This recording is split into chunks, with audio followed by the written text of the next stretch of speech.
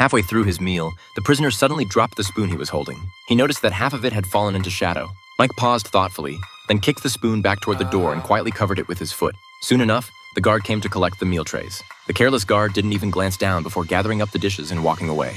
The moment the guard left, Mike snatched up the spoon and began grinding it repeatedly against the rough floor.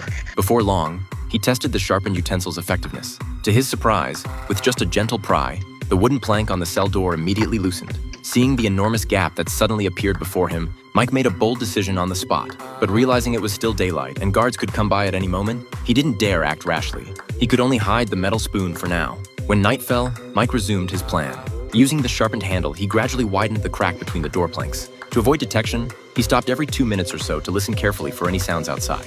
At the slightest hint of anything unusual, he'd immediately freeze, and only after confirming it was safe would he continue. After 2 solid days of scraping, the wooden plank had clearly begun to loosen. To get his body through, he'd need to remove 3 planks. As the gap became more obvious, Mike rolled blackened bits of paper into thin strips and stuffed them into the cracks to block the light. He handled every detail with extreme caution. During the day, Mike acted as compliant as any other prisoner while secretly observing the layout of the first-floor guard room. At night, he continuously scraped away wood shavings. Finally, one evening, he determined the crack was large enough to remove the planks. Mike inserted the spoon handle into the gap and pressed down hard, but the spoon snapped clean in 2. Mike grabbed a rag and wrapped the spoon tightly, but aside from making a harsh creaking sound, the plank showed no response. Clearly, he needed another spoon. The next day at mealtime, Mike acted quickly, smoothly snagging one from the windowsill. Back in his cell, he didn't hesitate for a second. He immediately inserted both soup spoons into the gap and pried with all his strength. Because the upper plank was already weakened, a large chunk broke off completely.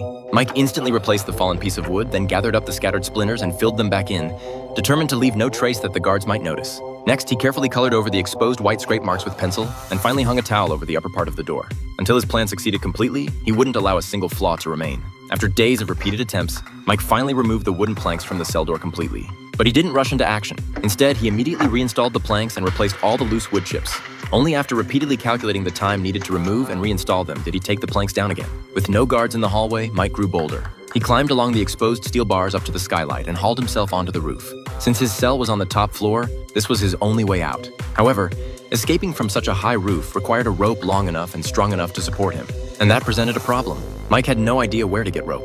One day after washing up and returning to his cell, he stared at the bed in front of him and a sudden thought flashed through his mind. Mike immediately threw back the bedding and got to work. He carefully twisted and extracted the steel wire from inside the mattress, then tore a piece of fabric into long strips and wrapped the straightened wire inside.